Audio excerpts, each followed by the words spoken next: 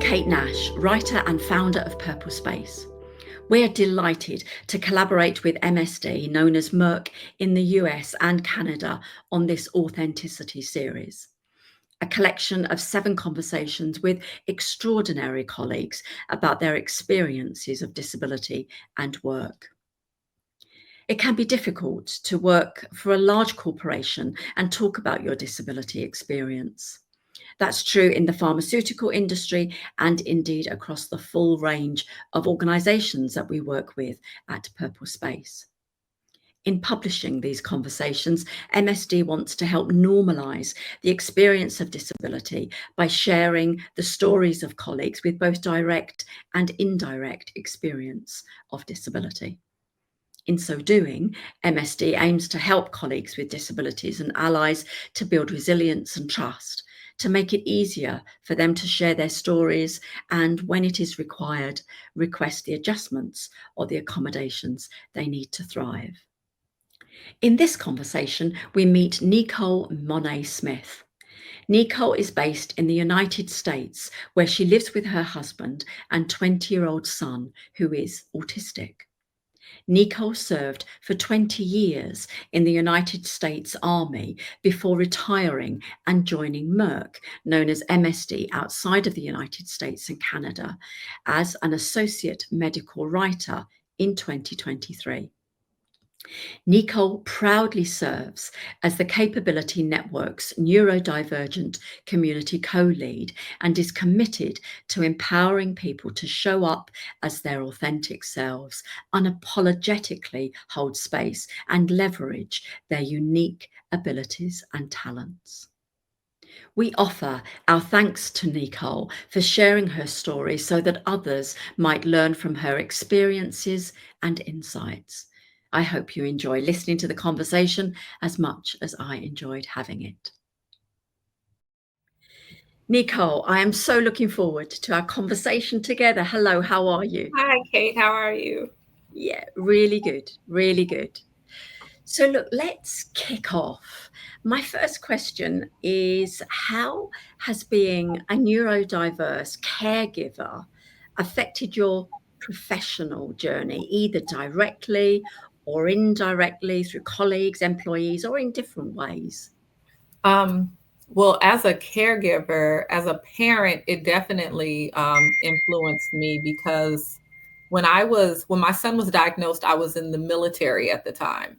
And so that there's a lot of change involved with the military, a lot of moving. And so I actually pivoted careers from a lab tech and became a biological research assistant because it was more stability.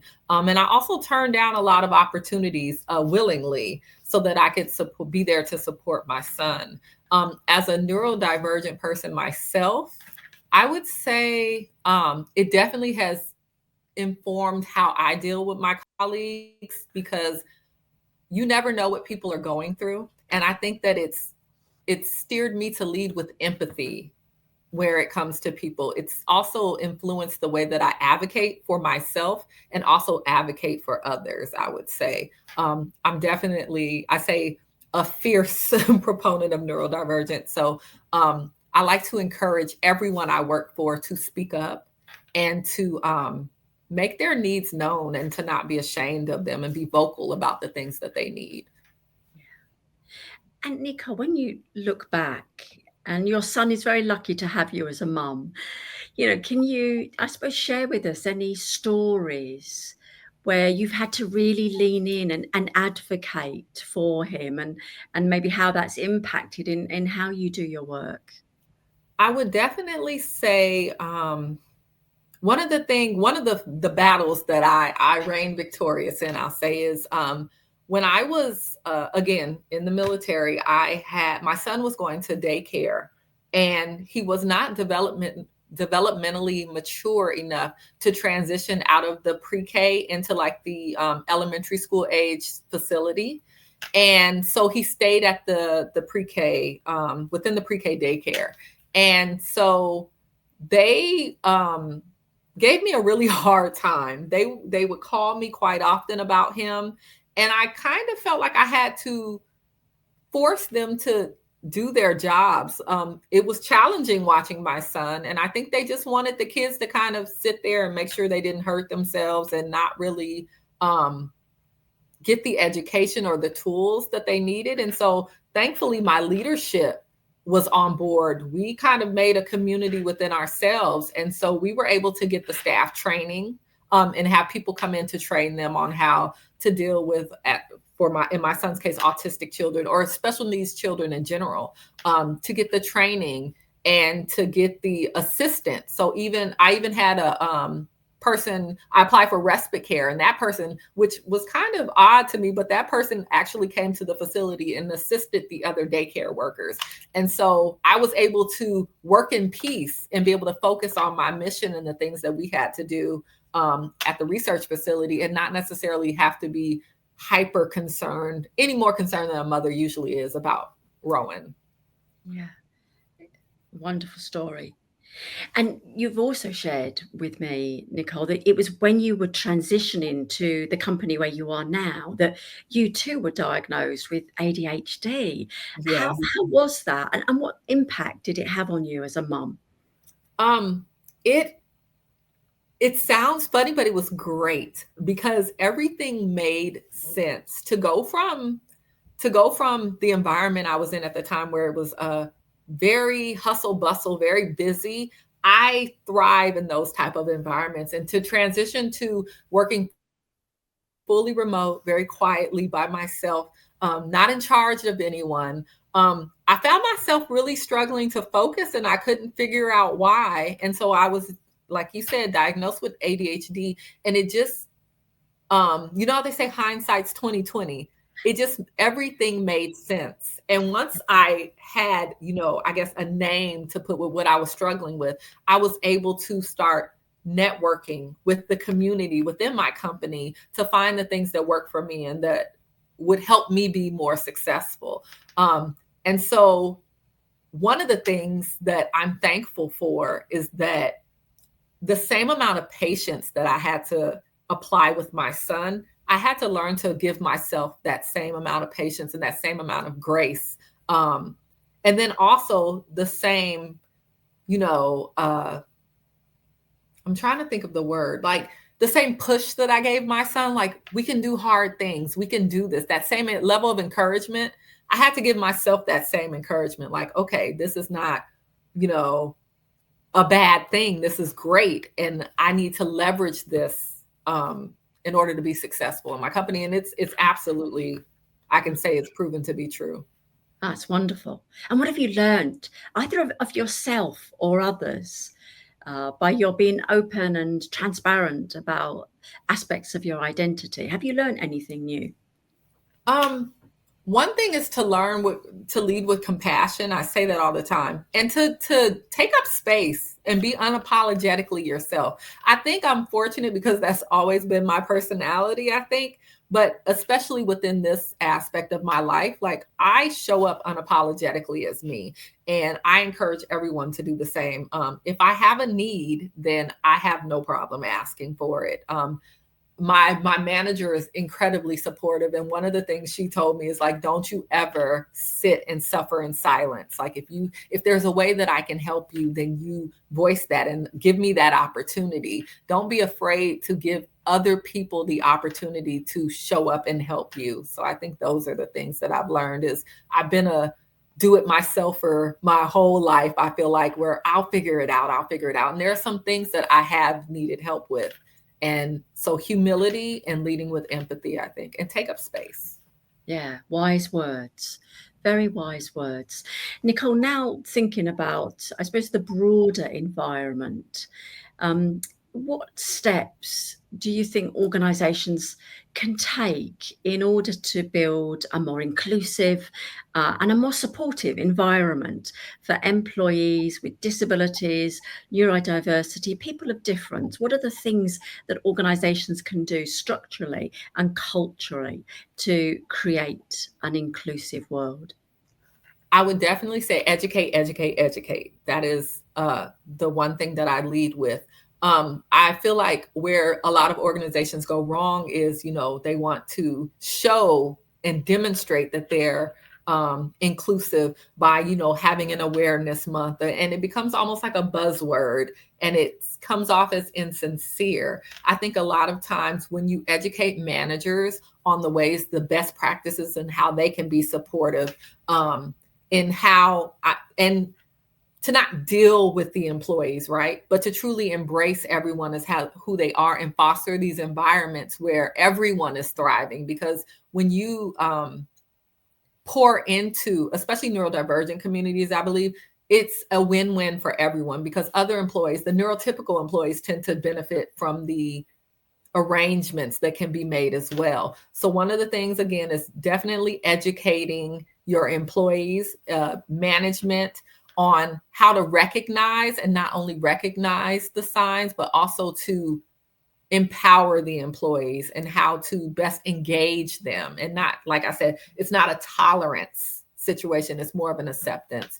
And also not be afraid to ask questions, respectfully, obviously, but not be afraid to ask questions, not to ostracize or feel like they're ostracizing the employees by asking a question, but how can I help you? And then for the neurodivergent population, again, and I'm probably beating a dead horse, but do not be afraid to ask for what you need. And I think there's a lot of controversy nowadays, or discomfort with disclosing. But I think that you can ask for your needs to be met without necessarily being specific and disclosing. Yeah, that's nice. I like that, NeCole. Let's build on that, if Okay. I may. What are the best ways by which employees with disabilities or employees with neurodivergence, how can they best effectively communicate their needs to their employers, to their line managers? I think particularly when they might need specific accommodations or adjustments. Sometimes people will just have a workaround. It's informal and it's something of their Mhm. own choosing. And other times people might need others to do things differently around them, or they'll need a piece of kit or a gizmo. So what's your advice, your take on supporting people to ask for what they need? Um, First and foremost, be very specific. So be very specific about what you need, and be willing to show how it will benefit not just you, but your productivity and then the team as a whole. So one example that I like to give when we're doing trainings is, I actually use this with my old manager. My manager worked quite a bit, and she would message me and say, it's 11 p.m. and she'll message and say, hey, I need to speak to you, first thing in the morning. And I would start catastrophizing and like, oh, did I do something wrong? And I would become very unproductive in the morning until I spoke with her, because I would just be trying to figure out what it is. And I think even a neurotypical person would deal with that, but it was very distracting for me. So I actually came out and asked her, like, when you are messaging me, would it be hard to contextualize what you need to speak to me about and be more specific? And that's just a personal example that I used. I told her it can be very distracting, and she had no clue. She was just, shooting off an email, and she said, oh, okay, I had no idea. I'm sorry. And so it just helped with the productivity for me as a person with ADHD. I think just being very specific about what you need and how it's going to benefit could help. At times, it may not be successful all the time, 100% of the time, but I think that it leans the favor in on the person's side if they can be specific about it. And I think also educating yourself beforehand on the processes, and that goes for managers as well. Like, you don't want an employee coming up to you saying, hey, this device would help me be successful, and you're saying, oh, well, hold on, let me look into it and figure out. If at my company, we actually have another company that we go through that we use for formal accommodations. And so knowing the process and the steps to that, or even our company having a training an online training that informs managers on how to do that, is super helpful, because it kind of takes away that time gap and can usually speed up the process when you know what you're doing to get the employees what they need. Fantastic. Really helpful advice. It's concrete, it's crunchy, and Yeah. it's lovely to hear your encouragement for people to think in a very specific way what they Yes. might need. Yeah, lovely. What about resilience and trust, NeCole? What role do you think that resilience plays in neurodivergence, and how can organisations support that process? How can they support people to be more resilient? Because we live in a complicated, hard, and fast-moving world these days. So, where does that play out? I think resilience in life is essential. We use the analogy of a tennis ball and an egg, right? And so the resilient person is that person that bounces back. And not only do they bounce back, but the harder the ball is thrown, the higher they go, right? And so I think when you have a resilient mindset, it doesn't necessarily mean that you're unaffected when things happen, but that it's about your outlook. And it's called hunting for a reason, because it doesn't always land in your lap and come easy, but sometimes you really have to dig deep to find the positive or the silver lining in a situation. And when it comes to neurodivergence, I definitely think that that is a essential, a deal, non-negotiable, I'll say.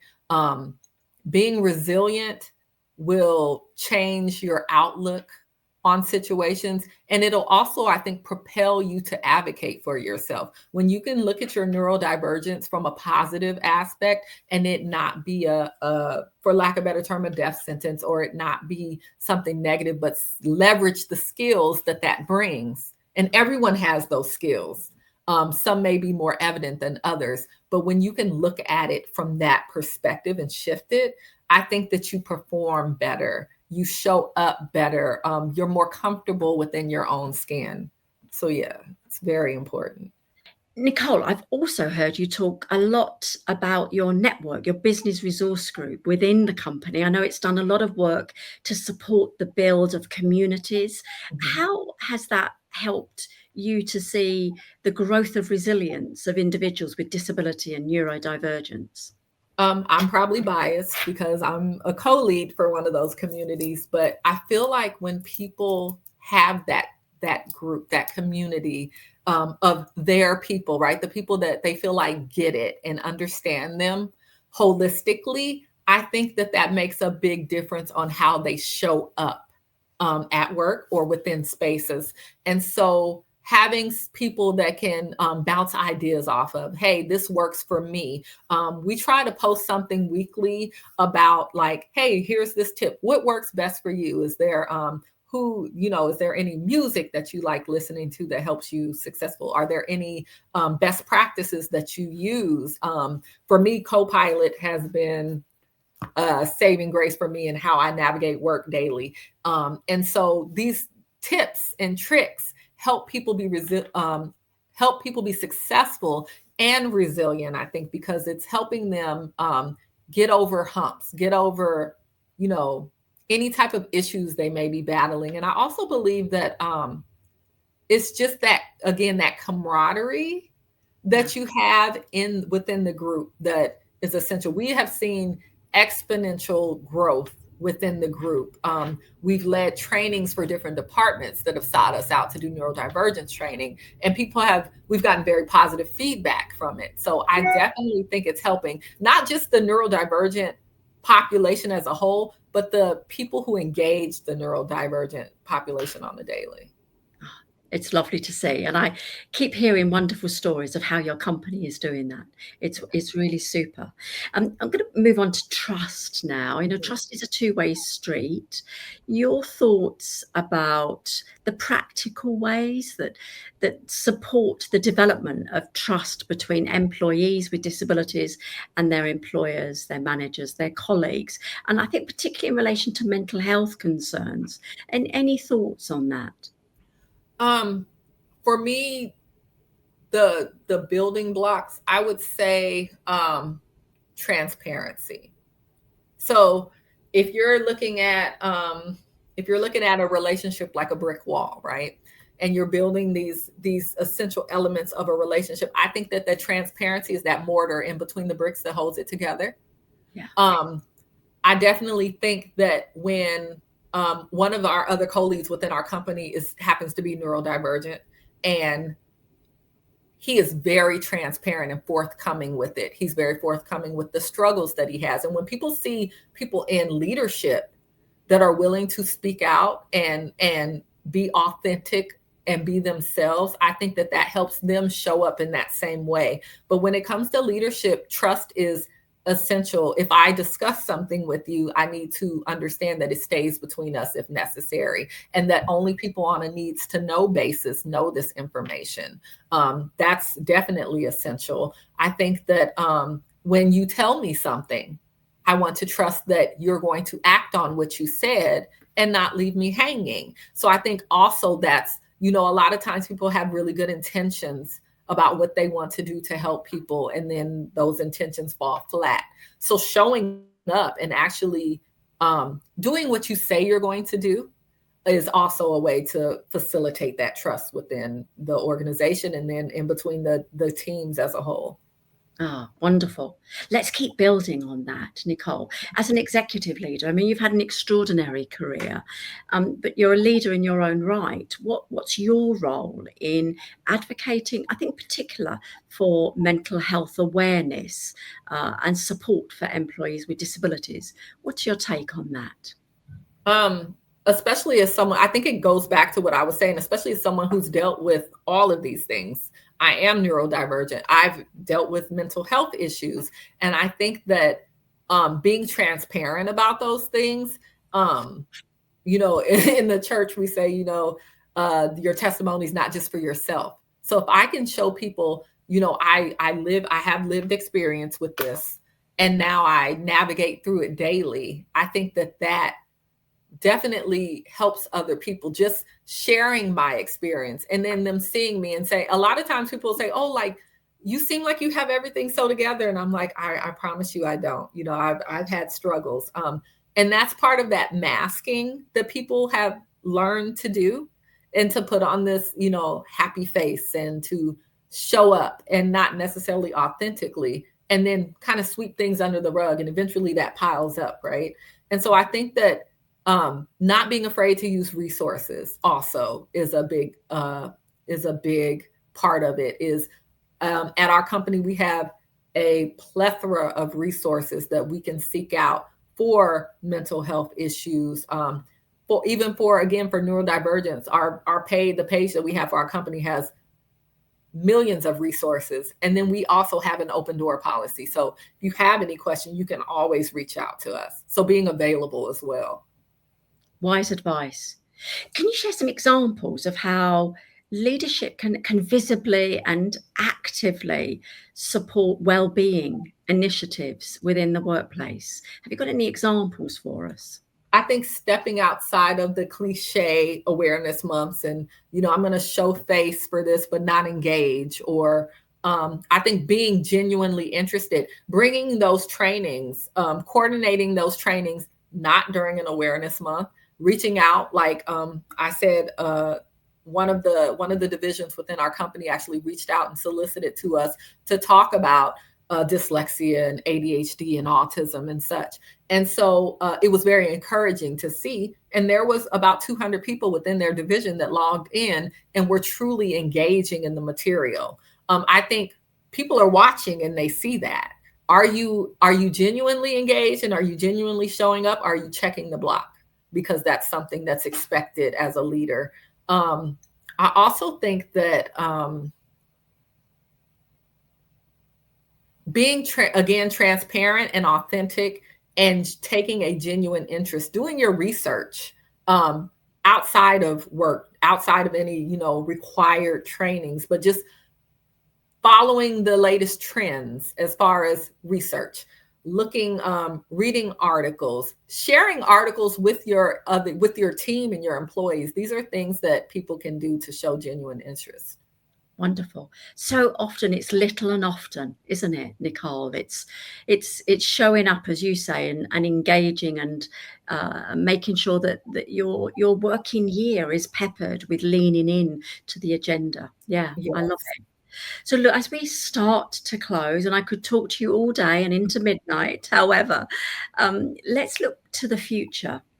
What are your thoughts about the future of mental health support in the workplace, support for employees with disabilities? What are your hopes and your thoughts for the future of provision?